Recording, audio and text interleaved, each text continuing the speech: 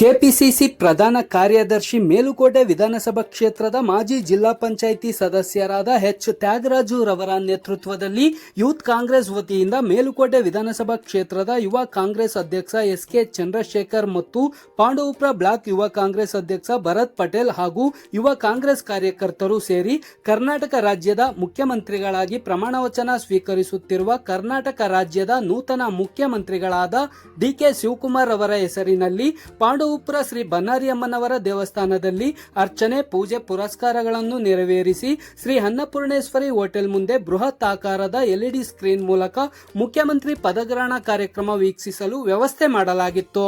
ಡಿ.ಕೆ. ಶಿವಕುಮಾರ್ ಅವರು ಮುಖ್ಯಮಂತ್ರಿ ಪದಗ್ರಹಣ ಮಾಡುವ ವೇಳೆಗೆ ಕಾಂಗ್ರೆಸ್ ಮುಖಂಡರು, ಕಾರ್ಯಕರ್ತರು ಪಟಾಕಿ ಸಿಡಿಸಿ, ಸಿಹಿ ವಿತರಿಸಿ, ಅನ್ನ ಸಂತರ್ಪಣೆ ಮಾಡಿ ಸಂತಸ ಪಟ್ಟರು.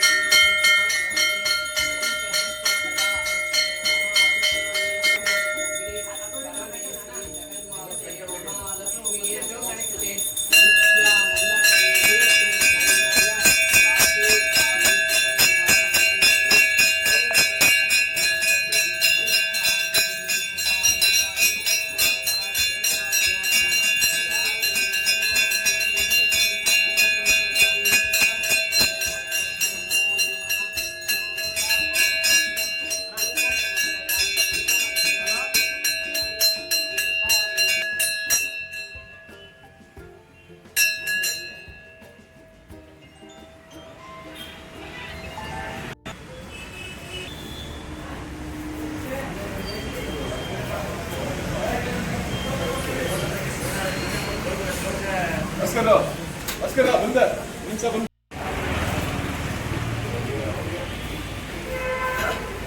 ಅಲ್ವಾ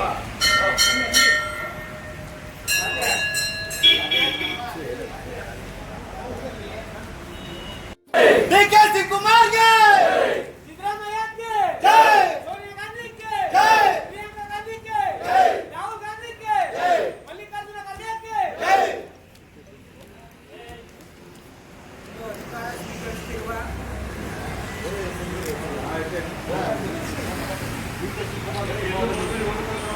ಮುಖ್ಯಮಂತ್ರಿ ಡಿ.ಕೆ. ಶಿವಕುಮಾರ್ ಗೆ ಶುಭವಾಗಲಿ.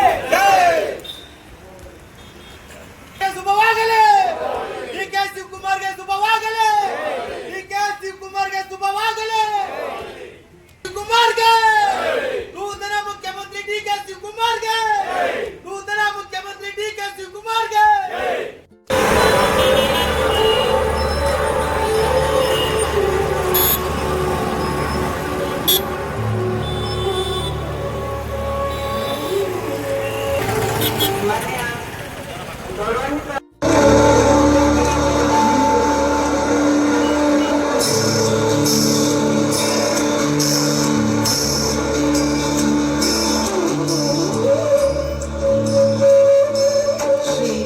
ಮಲ್ಲಿಕಾರ್ಜುನ್ ಖರ್ಗೆ ಮಾನ್ಯ ವಿರೋಧ ಪಕ್ಷದ ನಾಯಕರು ರಾಜ್ಯಸಭೆ ಅವರನ್ನು ಕೂಡ ಸ್ವಾಗತವನ್ನು ಕೋರಬೇಕಾಗಿ ಅಂತ ವಿನಂತಿಸುತ್ತೀನಿ.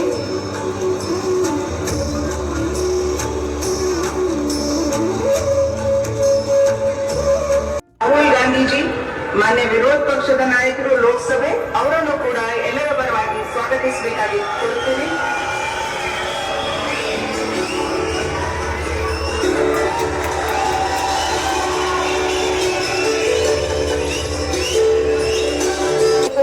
ಮಾನ್ಯ ಮುಖ್ಯಮಂತ್ರಿಗಳು ಹಿಮಾಚಲ್ ಪ್ರದೇಶ್ ಚೀಫ್ ಮಿನಿಸ್ಟರ್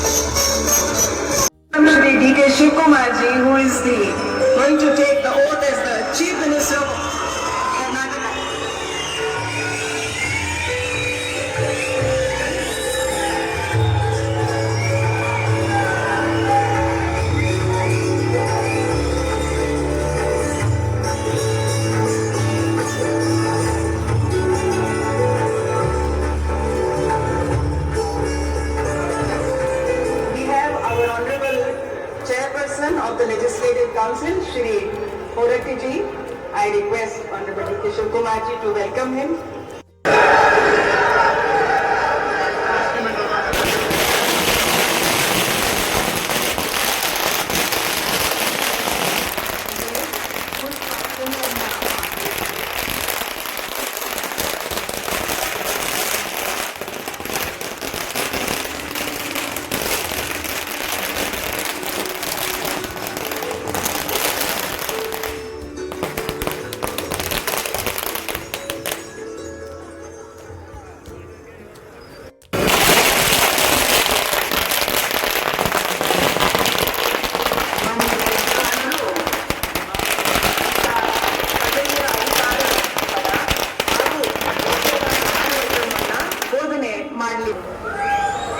ಡಿ.ಕೆ. ಶಿವಕುಮಾರ್ ಎಂಬ ಹೆಸರಾದ ನಾನು ಕಾನೂನು ಮೂಲಕ ಸ್ಥಾಪಿತವಾದ ಭಾರತದ ಸಂವಿಧಾನ ವಿಷಯದಲ್ಲಿ ನಿಜವಾದ ಶ್ರದ್ಧೆ ಮತ್ತು ನಿಷ್ಠೆಯನ್ನ ಹೊಂದಿರುತ್ತೇನೆಂದು ನಾನು ಭಾರತದ ಸಾರ್ವಭೌಮತ್ವವನ್ನ ಮತ್ತು ಅಖಂಡತೆಯನ್ನ ಎತ್ತಿ ಹಿಡಿಯುತ್ತೇನೆಂದು ಮತ್ತು ಕರ್ನಾಟಕ ರಾಜ್ಯದ ಮುಖ್ಯಮಂತ್ರಿಯಾಗಿ ನನ್ನ ಕರ್ತವ್ಯವನ್ನ ಶ್ರದ್ಧಾಪೂರ್ವಕವಾಗಿ ಮತ್ತು ಅಂತಃಕರಣಪೂರ್ವಕವಾಗಿ ನಿರ್ವಹಿಸುತ್ತೇನೆಂದು ಭಯ ಅಥವಾ ಪಕ್ಷಾತೀತವಲ್ಲದೆ ರಾಗ ದ್ವೇಷವಿಲ್ಲದೆ ಎಲ್ಲ ಬಗೆಯ ಜನರಿಗೆ ಸಂವಿಧಾನಕ್ಕೆ ಮತ್ತು ಕಾನೂನಿಗೆ ಅನುಸಾರವಾಗಿ ನ್ಯಾಯಯುತವಾಗಿ ಮಾಡುತ್ತೇನೆಂದು ನನ್ನ ಅಜ್ಜ ಗಂಗಾಧರಜ್ಜನ ಹೆಸರಿನಲ್ಲಿ ಪ್ರಮಾಣ ಮಾಡುತ್ತೇನೆ.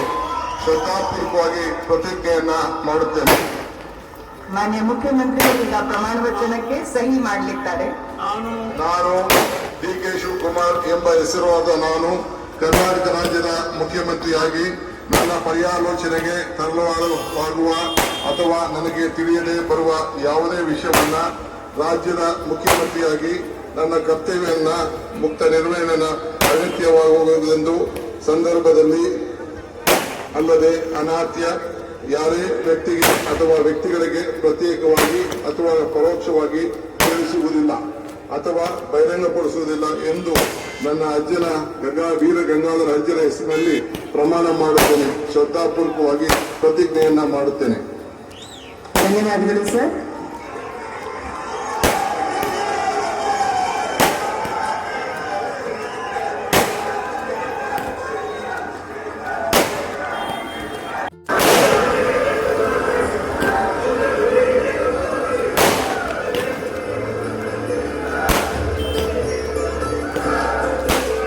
ಈಗಿನಿಂದ ಅವರು ಮುಖ್ಯಮಂತ್ರಿ ಡಿ.ಕೆ. ಶಿವಕುಮಾರ್ ವೀರ ಗಂಗಾಧರ ಅಜ್ಜನ ಹೆಸರಲ್ಲಿ ಅವರು ಪ್ರಮಾಣ ವಚನ ಸ್ವೀಕಾರ ಮಾಡಿದ್ದನ್ನ ನಾವು ನೋಡಿದ್ವಿ. ರಾಜ್ಯಪಾಲರು ನಿಂತ ಆದ್ಮೇಲೂ ಕೂಡ ಅವರು ಅಲ್ಲಿ ಹೋಗಿ ಈ ಅಜ್ಜನಿಗೆ ಪುಷ್ಪಾರ್ಚನೆಯನ್ನ ಮಾಡಿ ಅದಾದ ನಂತರ ಬಂದು ಅವರು ಓತನ್ನ ಸ್ವೀಕಾರ ಮಾಡಿದ್ರು. ಡಿ.ಕೆ. ಶಿವಕುಮಾರ್ ಅವರ ಹೋರಾಟದ ಬದುಕು ಅದರ ವಿವರಗಳನ್ನು ನಾವು ನಿಮಗೆ ತೋರಿಸ್ತಾನೆ ಇದೀವಿ. ಹೂಗುಚ್ಛೆಯನ್ನ ನೀಡುವ ಡಿ.ಕೆ.ಶಿ ಹೆಜ್ಜೆ ಗುರುತು ಕಳೆಗಳನ್ನು ನೋಡ್ತಾ ಇದೀವಿ. ಅಭಿನಂದಿಸಲಿದ್ದಾರೆ. ಡಿ.ಕೆ. ಶಿವಕುಮಾರ್ ಅವರ ರಾಜಕೀಯ ಬದುಕು ಯಾವ ರೀತಿ ಶುರುವಾಯಿತು ಅಂತ ಅಷ್ಟೇ ಚಿಕ್ಕ ವಯಸ್ಸಲ್ಲಿ ರಾಜಕೀಯ ಪ್ರವೇಶ ಮಾಡಿದಂಥವು. ಜೊತೆಗೆ ಕಾಲೇಜಿನಲ್ಲೂ ಕೂಡ ರಾಜಕೀಯದ ಗೀಳಿತ್ತು. ದೇವೇಗೌಡರ ವಿರುದ್ಧ ನನ್ನ ಕರ್ತವ್ಯಗಳನ್ನು ಶ್ರದ್ಧಾಪೂರ್ವಕವಾಗಿ ಮತ್ತು ಅಂತಃಕರಣಪೂರ್ವಕವಾಗಿ ನಿರ್ವಹಿಸುತ್ತೇನೆಂದು ಭಯ ಅಥವಾ ಪಕ್ಷಪಾತವಿಲ್ಲದೆ ರಾಗದ್ವೇಷವಿಲ್ಲದೆ ಎಲ್ಲ ಬಗೆಯ ಜನರಿಗೆ ಸಂವಿಧಾನಕ್ಕೆ ಆಗಬಹುದಾದ ಸಂದರ್ಭದಲ್ಲದೆ ಅನ್ಯಥಾ ಯಾರೇ ವ್ಯಕ್ತಿಗೆ ಅಥವಾ ವ್ಯಕ್ತಿಗಳಿಗೆ ಪ್ರತ್ಯಕ್ಷವಾಗಿ ಅಥವಾ ಪರೋಕ್ಷವಾಗಿ ತಿಳಿಸುವುದಿಲ್ಲ ಅಥವಾ ಬಹಿರಂಗಪಡಿಸುವುದಿಲ್ಲ ಎಂದು ಡಾಕ್ಟರ್ ಅಂಬೇಡ್ಕರ್ ಅವರ ಹೆಸರಿನಲ್ಲಿ ಪ್ರಮಾಣ ಮಾಡುತ್ತೇನೆ. ಶ್ರದ್ಧಾಪೂರ್ವಕವಾಗಿ ಪ್ರತಿಜ್ಞೆ ಮಾಡುತ್ತೇನೆ. ಧನ್ಯವಾದಗಳು ಸರ್. ಮಾನ್ಯ ಉಪಮುಖ್ಯಮಂತ್ರಿಗಳು ಈಗ ಪ್ರಮಾಣ ವಚನ ಸಹಿ ಸ್ಥಾನವನ್ನ ಈ ಬಾರಿ ಪಡಿತಾ ಇದ್ದಾರೆ. ಸಿದ್ದರಾಮಯ್ಯವರ ಒಂದು ಎಫರ್ಟ್ ಇದ್ಲೆ ಇದಾಗಿಲ್ಲ. ಅವ್ರನ್ನ ಸ್ಪೀಕರ್ ಮಾಡಬೇಕು ಅಂತಿದ್ರು, ಅಧ್ಯಕ್ಷರಾಗಿ ಮತ್ ಮಾಡ್ತಾರೆ ಅನ್ನೋದಿತ್ತು. ಹೌದು, ಮಾನ್ಯ ಉಪಮುಖ್ಯಮಂತ್ರಿಗಳಿಗೆ ಅಭಿನಂದನೆಗಳನ್ನ ಸಲ್ಲಿಸುತ್ತಿದ್ದಾರೆ. ಶ್ರೀ ಕೆ.ಎಚ್. ಮುನಿಯಪ್ಪ ಅವರನ್ನು ಸಂಪುಟ ದಳದ ಸಚಿವರ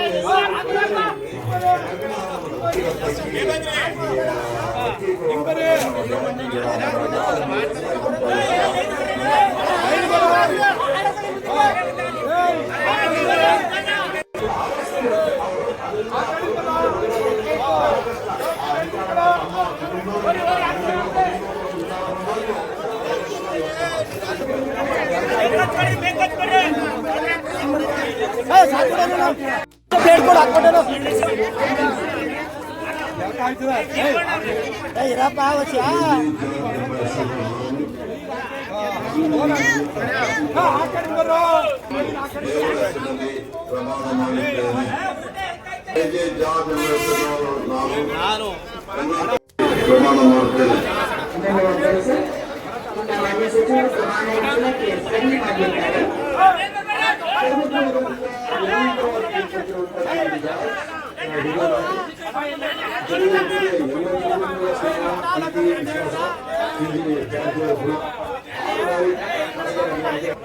ಎಂಬತ್ತೊಂಬತ್ತರಲ್ಲೂ ಕೂಡ ಗೆಲುವು ಸಾಧಿಸಿದರು ಜಾರ್ಜ್.